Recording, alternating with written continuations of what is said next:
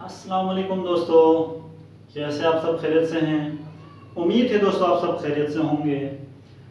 दोस्तों हमने पहले लेक्चर में बायोलॉजी के मेन ब्रांचेस के ऊपर डिस्कस किया था, जिसमें zoology, botany and microbiology and definition of biology पर भी हमने डिस्कस किया था। आज हम डिस्कस करेंगे, आज का हमारा टॉपिक है branches of biology. First branch of biology में आते हैं कि मार्फोलॉजी क्या है। What is morphology? Morphology actually it is composition of two words, one is morpho and second one is logy. Morpho means form या structure है, जबकि logy means to study. तो it is the branch of biology in which we study about the form and structures of living organisms। ये एक ऐसी branch of biology है जिसमें form and structure के बारे में मुतालिया करते हैं। फॉर्म एंड स्ट्रक्चर मींस यानी कि अल्लाह ताला ने हर इंसान को पैदा किया है। हर इंसान दूसरे इंसान से स्ट्रक्चर के लिहाज से अलग है, साइज के लिहाज से अलग है, शेप के लिहाज से अलग है। तो इस तरह डिफरेंट स्ट्रक्चर होता है हर किसी का। तो इस तरह लिविंग ऑर्गेनिज्म का स्ट्रक्चर के लिहाज से स्टडी करना क्या कहलाता है? मार्फोलॉजी कहा है, राइट। इसी तरह है एनाटॉमी।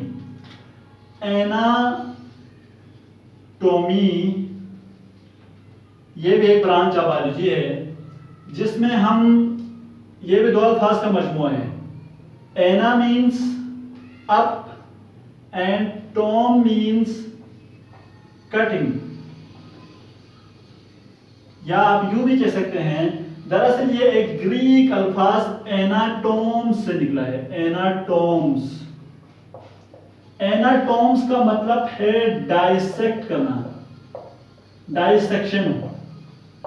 डाइसेक्शन मींस यानी कि किसी भी चीज को काट के अंदर से स्टडी करना, internal structure. Anatomy means study of internal structure of living organisms is called anatomy। जानदार को डाइसेक्ट करके अंदरूनी स्ट्रक्चर के बारे में मुतालिया करना क्या कहलाता है? एनाटॉमी कहलाता है। एनाटॉमी भी हो गया। इसी तरह हमारे पास है सेल बायोलॉजी। ये भी देखें, मुख्तलिफ कंपाउंड वर्ड से। सेल बायोलॉजी एक ऐसी ब्रांच ऑफ बायोलॉजी है जिसमें हम सेल एंड देयर फंक्शंस के बारे में मुतालिया करते हैं। सेल और उसके काम और उसके ऑर्गेनेल्स का क्या काम है उसके बारे में मुतालिया करते हैं हम सेल बायोलॉजी में। यहाँ पर सबसे पहले what is cell? Cell is the structural and functional unit of all living organisms. Cell दरअसल स्ट्रक्चरल एंड फंक्शनल यूनिट है तमाम जानदारों का। और आपको मैं यहाँ पर एक इंपॉर्टेंट बात बताऊं गाइस, कि हर सेल का अपना शेप होता है। Every cell has its own shape, its own size and its own function. हर सेल का अपना शेप, अपना साइज और अपना फंक्शन होता है। सेल बायोलॉजी में हम सेल के फंक्शंस और उसके ऑर्गेनेल्स के फंक्शन के बारे में मुतालिया करते हैं। व्हाट आर ऑर्गेनेल्स और जेनरलीज? जरा देखिएगा, ऑर्गेनेल्स मींस, फर्ज करते हैं हमारे पास एक सेल है। इस सेल के अंदर न्यूक्लियस है, यहां पर माइटोकॉन्ड्रिया है, यहां पर एंडोप्लाज्मिक रेटिकुलम है, यहां पर हमारे पास राइबोसोम्स है। तो ये सेल के ऑर्गेनेल्स हैं। Organelles, these are the parts of the cell. Cell के वो हिस्से हैं, इनसे मिलकर सेल बनता है दरअसल। हर ऑर्गेनेल्स का अपना अपना काम है। बायोलॉजी में न सिर्फ सेल के फंक्शन के बारे में मुतालिया करते हैं, बल्कि हम ऑर्गेनेल्स के फंक्शन के बारे में भी मुतालिया करते हैं। ऐसी ब्रांच ऑफ बायोलॉजी को क्या कहा जाता है? सेल बायोलॉजी कहा जाता है। इसी तरह हमारे पास है हिस्टोलॉजी। हिस्टोलॉजी मीन्स, हिस्टो यहाँ पर देखिए words histo, histo means tissue, tissue. तो histology means, logy means to study, ऐसी ब्रांच ऑफ बायोलॉजी जिसमें हम टिश्यू के बारे में मुताला करते हैं।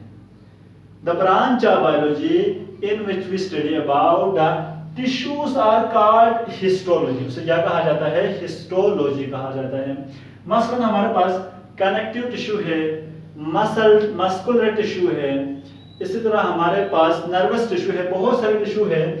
हर टिश्यू भी अपना अपना काम करते हैं, उसका भी अपना फंक्शन है। जिस तरह सेल का अपना फंक्शन है, इसी तरह टिश्यूज का भी अपना फंक्शन है। दरअसल आपको यहाँ पर यह समझ में आना चाहिए व्हाट इज टिश्यू। टिश्यू क्या है?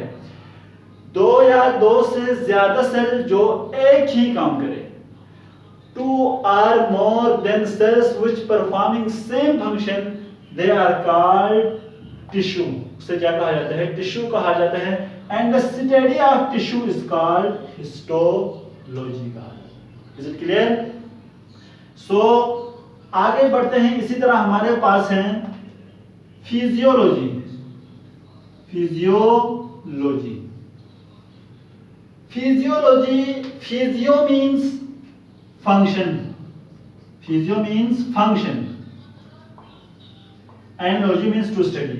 तो क्या मतलब हुआ? तो फिजियोलॉजी एक ऐसी ब्रांच ऑफ बायोलॉजी है जिसमें हम लिविंग ऑर्गेनिजम्स के डिफरेंट पार्ट के फंक्शन के बारे में मुताबिक करते हैं। Study about the function of different parts of living organism is called physiology. मसलन हमारे पास हमारे जिस्म में बहुत सारे पार्ट्स हैं, या उनको आप आर्गन भी कह सकते हैं। मसलन हमारा हार्ट है, हार्ट का क्या काम है? हार्ट का काम टू पंप द ब्लड, खून को पंप करना। इसी तरह हमारे पास है किडनी का क्या काम होता है? किडनी खून को फिल्ट्रेट करना। इसी तरह आपके पास स्टोमक का क्या काम होता है? स्टोमक का काम ये होता है कि खुराक को डाइजेशन करना। तो इस तरह हर ऑर्गन के फंक्शन के बारे में मुताबिक करना क्या कहलाता है? फिजियोलॉजी कहलाता है। सो हमारे पास 5 ब्रांचेस ऑफ बायोलॉजी हमने अब तक पढ़ लिए हैं, और भी बहुत सारे ब्रांचेस हैं। अब आते हैं जी हमारे पास पैलियोंटोलॉजी।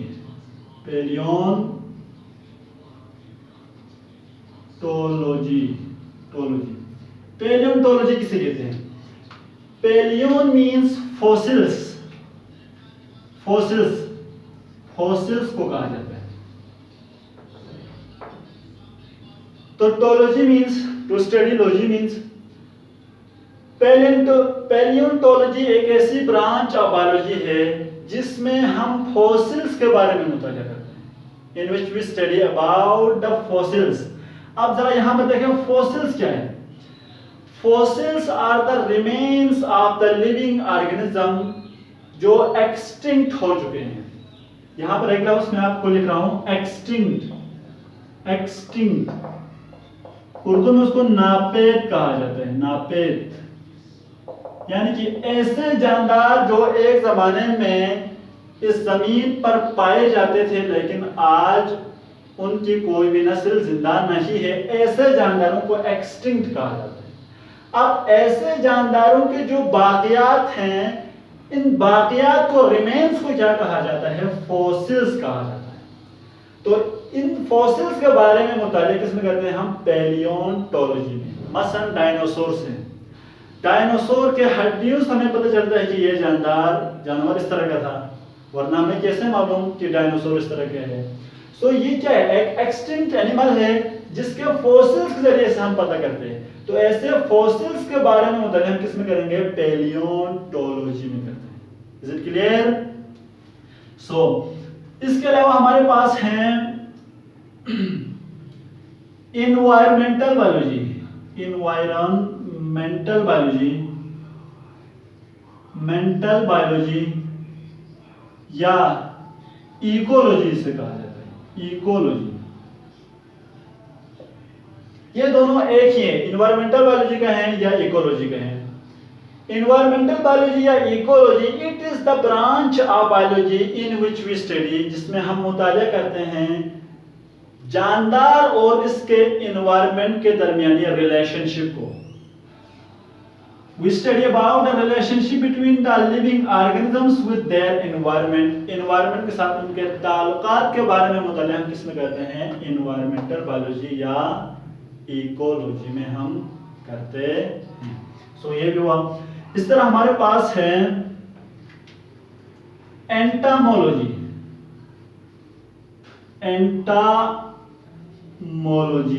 जिसमें एंटामोलॉजी दरअसल यहाँ पर देखें ये भी दो अल्फाज का मजमुआ है, एंटा एंड मोलॉजी। एंटा मीन्स इंसेक्ट्स है, इंसेक्ट्स। तो इंसेक्ट्स किसे कहा जाता है? इंसेक्ट्स को उर्दू में हशरात कहते हैं, कीड़े मकोड़े, कीड़े मकोड़े या हशरातुल अर्ज़, हशरात। ऐसे तमाम जानदार, ये दरअसल आर्थ्रोपोड्स के एक ग्रुप का नाम है जिनको इंसेक्टा कहा जाता है। इंसेक्ट्स के आपको मैं एक कैरेक्टरिस्टिक ये बताऊं कि उनके 6 टांगे होती है, 6 लेग्स होती है। मसलन उनकी मिसालें हैं एंट, चोंटी, एंट्स, चोंटियां। इसी तरह बटरफ्लाइज है, बटरफ्लाइज है। सो इस तरह के जानदार, कैटरपिलर है इसी तरह। सो ऐसे तमाम जानदारों के बारे में, ऐसे तमाम इंसेक्ट्स के बारे में मुताला करना क्या कहलाता है? एंटामोलॉजी कहलाता है। इसी तरह हमारे पास है फार्माकोलॉजी। फार्माकोलॉजी, फार्माकोलॉजी क्या है? फार्मा मीन्स ड्रग, ड्रग है। तो pharma means, pharmacology means, logy means to study. Pharmacology, it is the branch of biology in which we study about the drugs and what is the effect of drugs in the human body. इंसानी जिस्म में drugs के क्या असरात है, इसके बारे में भी मुताला हम किस में करते हैं? फार्माकोलॉजी में करते हैं। ड्रग्स मीन्स मेडिसिन, आप कह सकते हैं मेडिसिन।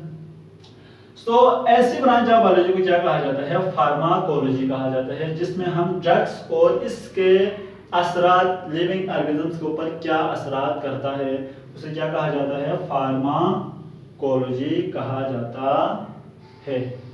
इसी तरह हमारे पास हैं